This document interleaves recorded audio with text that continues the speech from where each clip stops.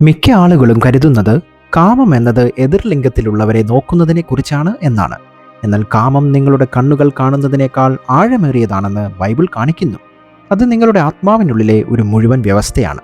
അത് നിങ്ങളുടെ കണ്ണുകളിലും മനസ്സിലും വികാരങ്ങളിലും നിങ്ങളുടെ ശരീരത്തിലും പോലും ഒളിഞ്ഞിരിക്കുന്നു. നിങ്ങളൊരു തരത്തിലുള്ള കാമത്തിനോട് മാത്രം പോരാടുകയും മറ്റുള്ളതൊക്കെ അവഗണിക്കുകയും ചെയ്താൽ ചെറിയ യുദ്ധങ്ങളിൽ വിജയിച്ചാലും നിങ്ങൾ യുദ്ധം ആത്യന്തികമായി തോറ്റുകൊണ്ടിരിക്കുകയാണ്. പുതിയ നിയമത്തിൽ കാമത്തെക്കുറിച്ചുള്ള ഗ്രീക്ക് പദം എപ്പിത്തിയ എന്നാണ്. അതിനർത്ഥം നിശിതമായ എന്തെങ്കിലും നേടാനുള്ള ശക്തമായ ആഗ്രഹം എന്നാണ്. നല്ലതോ നിഷ്പക്ഷമോ പാപകരമോ ആയ എന്തെങ്കിലും നിങ്ങളുടെ ഹൃദയത്തിൽ ശക്തമാകുമ്പോൾ അത് നേടുന്നതിനായി എന്തും ചെയ്യാൻ തയ്യാറാകുന്നു. അതുകൊണ്ടാണ് കാമം ലൈംഗികതയെ മാത്രമല്ല സൂചിപ്പിക്കുന്നത് എന്ന് പറയുന്നത്. ഇത് ക്രമരഹിതമായ ഒരു ആഗ്രഹത്തെക്കുറിച്ചാണ്. ഈ വീഡിയോയിൽ ഓരോ വ്യക്തിയും നേരിടുന്ന 4 തരം കാമങ്ങളെ ഞങ്ങൾ വെളിപ്പെടുത്തും. ആദ്യത്തെ തരം കാമത്തെ ദൃശ്യകാമം അഥവാ വിഷ്വൽ ലസ്റ്റ് എന്ന് വിളിക്കുന്നു. ഇതാണ് കണ്ണുകളുടെ കാമം എന്നും അറിയപ്പെടുന്നത്. നിങ്ങൾ ഒരാളെ നോക്കുമ്പോൾ ആരംഭിക്കുന്നു, പക്ഷേ അത് അവിടെ അവസാനിക്കുന്നില്ല. നിങ്ങളുടെ ചിന്തകളിൽ നിങ്ങൾ കണ്ട കാര്യങ്ങൾ നിങ്ങൾ പ്രോസസ്സ് ചെയ്യുകയും ആ വ്യക്തിയെ സ്വന്തമാക്കാനുള്ള ആഗ്രഹം നിയമവിരുദ്ധമായ രീതിയിൽ പ്രോസസ്സ് ചെയ്യുകയും ചെയ്യുന്നു. മത്തായി 5:28 യേശു ഇതിനെക്കുറിച്ച് വളരെ വ്യക്തമായി പറഞ്ഞു. ഒരു സ്ത്രീയെ മോഹിക്കേണ്ടതിന് അവളെ നോക്കുന്നവനെല്ലാം തൻ്റെ ഹൃദയത്തിൽ അവളുമായി വ്യഭിചാരം ചെയ്തിരിക്കുന്നു എന്ന് അവൻ പറഞ്ഞു. ഒരു സ്ത്രീയെ ആകസ്മികമായി നോക്കുന്നവൻ എന്നവൻ പറഞ്ഞിട്ടില്ല എന്നത് ശ്രദ്ധിക്കുക. കാമിക്കണം എന്ന ഉദ്ദേശത്തോടെ നോക്കുന്നവനോ ആ പ്രതിച്ഛായയെ ഉറ്റുനോക്കുന്നവനോ സങ്കല്പിക്കുന്നവനോ അതിൽ ഭക്ഷണം കഴിക്കുന്നവനോ ആയ പുരുഷൻ എന്ന് അവൻ ഉദ്ദേശിച്ചു. മറ്റൊരു വിധത്തിൽ പറഞ്ഞാൽ, നിങ്ങൾക്ക് ഒരാളെ നിഷ്കളങ്കമായ രീതിയിൽ കാണാൻ കഴിയും. എന്നാൽ ആ വ്യക്തിയെ അവരുടെ ശരീരം വിശകലനം ചെയ്യാനുള്ള ഉദ്ദേശത്തോടെ നോക്കുമ്പോൾ നിങ്ങൾ യഥാർത്ഥത്തിൽ അതിരു കടക്കാൻ തുടങ്ങിയിരിക്കുന്നു. നിങ്ങളുടെ കണ്ണുകൾ പാപത്തിനായുള്ള ഒരു ക്യാമറയായി മാറുമ്പോഴാണ് ദൃശ്യമോഹം സംഭവിക്കുന്നത്. നിങ്ങളൊരു സ്ത്രീയെ ഒരു വ്യക്തിയായി മാത്രമല്ല കാണുന്നത്, നിങ്ങൾ അവളെ ഒരു ചിത്രമായി ഉപയോഗിക്കുന്നു.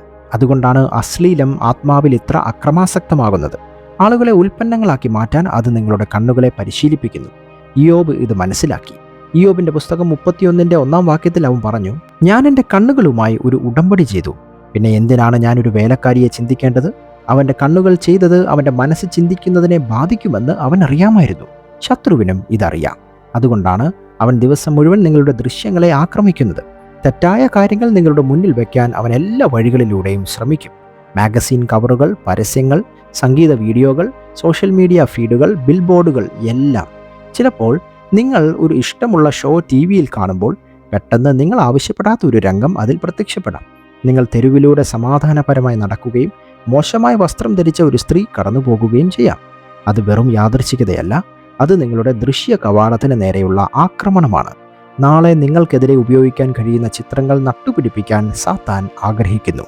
ദൃശ്യമോഹം അർദ്ധനഗ്ന ചിത്രങ്ങളെക്കുറിച്ച് മാത്രമല്ല, അത് നിഷ്കളങ്കമായ സോഷ്യൽ മീഡിയ സ്ക്രോളിംഗ് ആകാം. തെരുവിലെ ആ പെട്ടെന്നുള്ള രണ്ടാമത്തെ നോട്ടം, ചിലതരം ഉള്ളടക്കങ്ങൾക്കായി തിരയുന്ന ആ ശീലം, ക്രമേണ കണ്ണുകൾ പിന്നീട് നിങ്ങൾക്ക് നിയന്ത്രിക്കാൻ കഴിയാത്ത ഒരു തീ കത്തിച്ചുകൊണ്ടേയിരിക്കുന്നു. ഇന്ന് നിങ്ങൾ ഉറ്റുനോക്കുന്നത് നാളെ നിങ്ങളെ സ്വന്തമാക്കും. ദൃശ്യമോഹത്തിനെതിരെ പോരാടുന്നതിന് നിങ്ങൾ പ്രാർത്ഥിക്കുക മാത്രമല്ല, നിങ്ങൾ അതിൻ്റെ സപ്ലൈ കട്ട് ചെയ്യണം. നിങ്ങൾ എന്ത് കാണുന്നു, എവിടെ സ്ക്രോൾ ചെയ്യുന്നു, ആരെ പിന്തുടരുന്നു? നിങ്ങൾ വൈകി ഉണർന്നിരിക്കുമ്പോൾ നിങ്ങൾ നിങ്ങളുടെ അതിരുകൾ നിശ്ചയിക്കുക. നിങ്ങൾ ചില രംഗങ്ങളെ വിനോദം മാത്രമല്ല ആത്മീയ അമ്പുകളായി കണക്കാക്കുക. നിങ്ങൾ വേഗത്തിൽ തിരിഞ്ഞു നോക്കാൻ പഠിക്കുന്നു. നിങ്ങൾ ദുർബലനായതുകൊണ്ടല്ല, മറിച്ച് നിങ്ങൾ ജ്ഞാനിയായതുകൊണ്ടാണ്. രണ്ടാമത്തെ തരം കാമം മാനസിക കാമമാണ്, അഥവാ മെൻ്റൽ ലസ്റ്റ്. ഇത് പിശാചിൻ്റെ പ്രിയപ്പെട്ട കാമരൂപങ്ങളിലൊന്നാണ്, കാരണം അത് ഉള്ളിൽ നിന്ന് ആക്രമിക്കുന്നു. ഇവിടെ ശത്രുവിന് ഓരോ തവണയും പുതിയ ചിത്രം ആവശ്യമില്ല.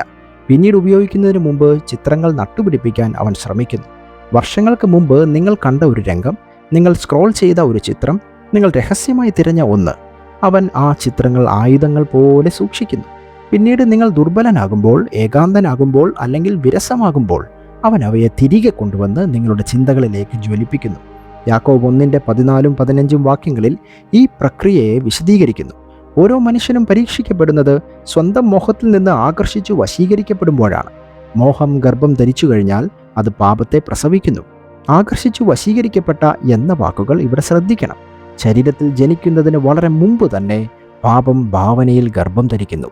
പഴയ ഓർമ്മകൾ, അശ്ലീല രംഗങ്ങൾ അല്ലെങ്കിൽ സാഹചര്യങ്ങൾ സങ്കല്പിച്ച് അവ വിനോദമായി ഉപയോഗിക്കുമ്പോഴാണ് മാനസിക മോഹം സംഭവിക്കുന്നത്. ചിലപ്പോൾ ശരീരം നിശ്ചലമാണ്, പക്ഷേ ഹൃദയം തിരക്കിലാണ്. നിങ്ങൾക്ക് പള്ളിയിലോ ബസ്സിലോ കിടക്കയിലോ ഒക്കെ ഇരിക്കാം. നിങ്ങളുടെ ചിന്തകൾ മറ്റൊരു ലോകത്തിലായിരിക്കും. അതുകൊണ്ടാണ് ബൈബിൾ നമ്മുടെ പ്രവൃത്തികളെ നിയന്ത്രിക്കാൻ മാത്രമല്ല പറയുന്നത്, നമ്മുടെ മനസ്സുകളെ പുതുക്കാനും അത് നമ്മളോട് പറയുന്നു. റോമർ 12:2 പറയുന്നു, നിങ്ങളുടെ മനസ്സിൻ്റെ പുതുക്കത്താൽ നിങ്ങൾ രൂപാന്തരപ്പെടുക. നിങ്ങളുടെ ജീവിതം നിങ്ങളുടെ ഏറ്റവും ആവർത്തിച്ചുള്ള ചിന്തകളുടെ ദിശയിലേക്ക് നീങ്ങുന്നു. നിങ്ങളുടെ മനസ്സിൽ നിങ്ങൾ ഇടാത്തത് ഒടുവിൽ നിങ്ങൾ നിങ്ങളുടെ ജീവിതത്തിൽ അത് പ്രവർത്തിക്കും. 2 കൊരിന്ത്യർ 10:5 പറയുന്നത്, ദൈവത്തിൻ്റെ പരിജ്ഞാനത്തിനെതിരെ സ്വയം ഉയർത്തുന്ന എല്ലാ ഉന്നത കാര്യങ്ങളെയും നാം ഉപേക്ഷിക്കണം എന്നാണ്. അതിനർത്ഥം നിങ്ങളുടെ വിശുദ്ധിയെ ചെറുക്കുന്ന ഫാൻറ്റസികൾ നിങ്ങൾ ഇരുന്ന് ആസ്വദിക്കരുത് എന്നാണ്. നിങ്ങൾ അവയെ തടസ്സപ്പെടുത്തുന്നു, നിങ്ങൾ അവയെ മാറ്റിസ്ഥാപിക്കുന്നു.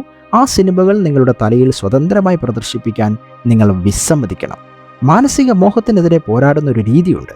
നിങ്ങളുടെ മനസ്സിനെ ശൂന്യമായ ഇടം കൊണ്ട് നിറയ്ക്കുക എന്നതാണ് അതിനർത്ഥം. വചനം കൊണ്ട് നിങ്ങളുടെ മനസ്സിനെ നിറയ്ക്കുക എന്നാണ് അത് ഉദ്ദേശിക്കുന്നത്. ചിന്തകൾ വരുമ്പോൾ നിങ്ങൾ തിരുവെഴുത്ത് ഉച്ചത്തിൽ സംസാരിക്കുക. ശത്രു നട്ടുപിടിപ്പിച്ച പ്രതിച്ഛായകളെ വേരോടെ പിഴുതെറിയാനും പകരം കർത്താവിൻ്റെ വചനം നട്ടുപിടിപ്പിക്കാനും നിങ്ങൾ ദൈവത്തോട് അപേക്ഷിക്കുന്നു. നിങ്ങൾ തനിച്ചായിരിക്കുമ്പോൾ നിങ്ങൾ ധ്യാനിക്കുന്നത് എല്ലാം മാറ്റിമറിക്കും. എല്ലാ ചിന്തകളും വരുന്നത് തടയാൻ നിങ്ങൾക്ക് കഴിയില്ല, പക്ഷേ അവയ്ക്ക് ആതിഥ്യം നൽകാൻ നിങ്ങൾക്ക് വിസമ്മതിക്കാം. നിങ്ങൾ ആ പ്രതിച്ഛായകൾക്ക് കുറച്ച് ഇടം നൽകുമ്പോൾ അവയുടെ ശക്തി കുറയും. 3-ാമത്തെ തരം മോഹം വൈകാരിക മോഹമാണ്, ഇമോഷണൽ ലസ്റ്റ്. പലരും മറ്റുള്ളവരുമായി കിടക്ക പങ്കിടാത്തതിനാൽ അവർ കാമഭ്രാന്തരല്ലെന്ന് കരുതുന്നു. എന്നാൽ അവർ ചാറ്റിൽ നിന്ന് ചാറ്റിലേക്കും ഇൻബോക്സിൽ നിന്ന് ഇൻബോക്സിലേക്കും ഫ്ലേർട്ടിങ്ങിലേക്കും വൈകാരിക പ്രതികരണങ്ങൾ ശേഖരിക്കുന്നതിനും മറ്റുള്ളവരെ വൈകാരിക ഇന്ധനമായി ഉപയോഗിക്കുന്നതിനും ശ്രമിക്കുന്നുണ്ട്. പലപ്പോഴും ശത്രു ഇത് ഉണർത്താൻ ഏകാന്തതയാണ് ഉപയോഗിക്കുന്നത്. നിങ്ങൾ ശൂന്യതയോ ഉപേക്ഷിക്കപ്പെട്ടതോ അനുഭവപ്പെടാൻ തുടങ്ങുന്നു. സംസാരിക്കാൻ ഒരാളെ വേണം, ശ്രദ്ധിക്കാൻ ഒരാളെ വേണം, നിങ്ങളെ മോഹിപ്പിക്കാൻ ഒരാളെ വേണം എന്ന് നിങ്ങൾക്ക് തോന്നുന്നു. അപ്പോഴാണ് അയാൾ ഒരു പ്രണയപ്രിയനായ വ്യക്തിയെ, ഒരു പഴയ പ്രണയിനിയുടെ സന്ദേശം, ഒരു അപരിചിതനെയൊക്കെ നിങ്ങളുടെ അടുക്കൽ അയക്കുന്നത്. അർദ്ധരാത്രിയിൽ നിങ്ങളുടെ വികാരങ്ങൾ ഇതിനകം തന്നെ കുറവാണ്. അതിനാൽ നിങ്ങളുടെ ജാഗ്രതയും കുറയുന്നു. നമ്മൾ സംസാരിക്കുകയാണ് എന്ന് നിങ്ങൾ സ്വയം പറയുന്നു. എന്നാൽ പതുക്കെ വൈകാരിക മോഹം കീഴടക്കുന്നു. നിങ്ങളുടെ ഹൃദയം ദുർബലമാവുകയും വ്യക്തമായ മനസ്സോടെ നിങ്ങൾക്ക് ഒരിക്കലും കടക്കാൻ കഴിയാത്ത സംഭാഷണത്തിൽ നിങ്ങൾ അതിരുകടക്കാൻ തുടങ്ങുകയും ചെയ്യുന്നു. 2 തിമോഥെയോസ് 3:6 വീടുകളിൽ നുഴഞ്ഞുകയറി പാപഭാരമുള്ള വിഡ്ഢികളായ സ്ത്രീകളെ വിവിധ മോഹങ്ങളാൽ നയിക്കപ്പെടുന്ന ബന്ദികളാക്കി കൊണ്ടുപോകുന്ന പുരുഷന്മാരെക്കുറിച്ച് പൗലോസ് അപ്പോസ്തലൻ മുന്നറിയിപ്പ് നൽകുന്നുണ്ട്. ഇത് ശാരീരികം മാത്രമല്ല, വൈകാരിക കൃത്രിമത്വം, ആകർഷണീയത, ആത്മീയ ഭാഷ അല്ലെങ്കിൽ ശ്രദ്ധ എന്നിവയുപയോഗിച്ച് ആളുകളെ നിങ്ങളുടെ ആഗ്രഹത്തിന് ചുറ്റും ആകർഷിക്കുന്നു. വൈകാരികമായ കാമം എപ്പോഴും വേണ്ടപ്പെട്ടവനാകാനും എപ്പോഴും പ്രശംസിക്കപ്പെടാനുമുള്ള ഒരു ആഗ്രഹവുമായി മാറാം. മറ്റൊരു പുരുഷൻ ബഹുമാനിക്കപ്പെടുമ്പോൾ അല്ലെങ്കിൽ നിങ്ങൾ കേന്ദ്രസ്ഥാനത്ത് അല്ലാത്തപ്പോൾ അത് നിങ്ങളെ അസൂയപ്പെടുത്തും. ആ ഘട്ടത്തിൽ നിങ്ങൾ ഒരു സ്ത്രീയെ ആഗ്രഹിക്കുന്നില്ല, നിങ്ങൾ ആരാധനയാണ് ആഗ്രഹിക്കുന്നത്. ശ്രദ്ധ നിങ്ങളുടെ ഓക്സിജൻ ആകുമ്പോൾ കാമം സന്തോഷത്തോടെ അതിന് പൈപ്പ് പിടിക്കും. വൈകാരിക കാമത്തിനെതിരെ നിങ്ങൾക്ക് എങ്ങനെ പോരാടാം? ആളുകളെ മാത്രമല്ല, നിങ്ങളുടെ ഏകാന്തതയെ കൈകാര്യം ചെയ്യാൻ നിങ്ങൾ ദൈവത്തെ അനുവദിക്കുന്നു. കാണപ്പെടാത്തതായി തോന്നുന്നതിനെക്കുറിച്ച് നിങ്ങൾ അവനോട് സത്യസന്ധമായി സംസാരിക്കുന്നു. ദൈവത്തിന് മാത്രം നികത്താൻ കഴിയുന്ന ഒരു ദ്വാരം പരിഹരിക്കാൻ മറ്റുള്ളവരെ ഉപയോഗിക്കുന്നത് നിങ്ങൾ നിർത്തുന്നു.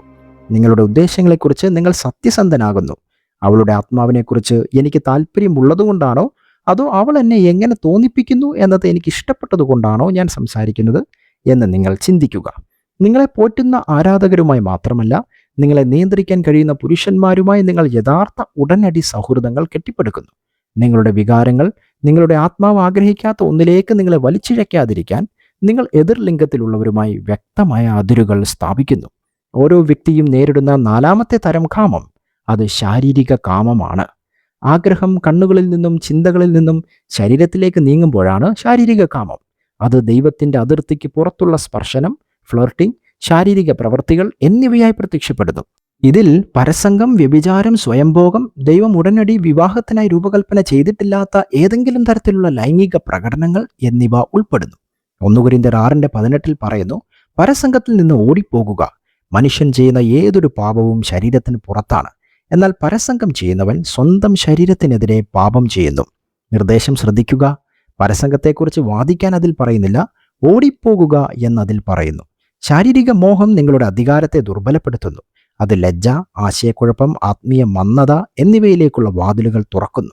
പല വ്യക്തികളും അവരുടെ പ്രാർത്ഥനകൾക്ക് ശക്തിയില്ലായ്മ അനുഭവപ്പെടുന്നത് എന്തുകൊണ്ടാണെന്നും അവരുടെ വിവേചന ശക്തി കുറവായിരിക്കുന്നത് എന്തുകൊണ്ടാണെന്നും അവരുടെ അഗ്നി പോയത് എന്തുകൊണ്ടാണെന്നും അവർ ചിന്തിക്കുന്നു.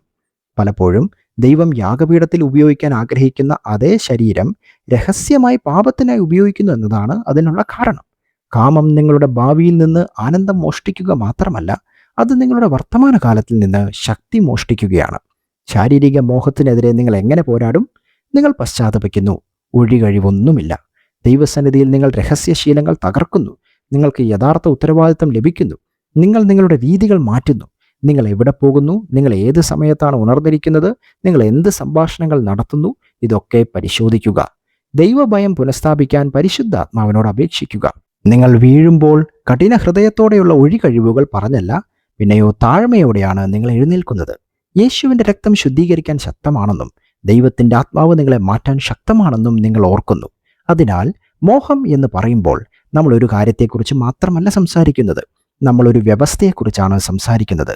സന്തോഷ വാർത്ത എന്തെന്നാൽ, മോഹത്തെ അഥവാ കാമത്തെ ശമിക്കാൻ വേണ്ടിയല്ല യേശു മരിച്ചത്. അതിൻ്റെ ശക്തിയിൽ നിന്ന് നിങ്ങളെ മോചിപ്പിക്കാൻ വേണ്ടിയാണ് അവൻ മരിച്ചത്. മരിച്ചവരിൽ നിന്ന് അവനെ ഉയർപ്പിച്ച അതേ ആത്മാവ് നിങ്ങളിൽ വസിക്കുന്നു.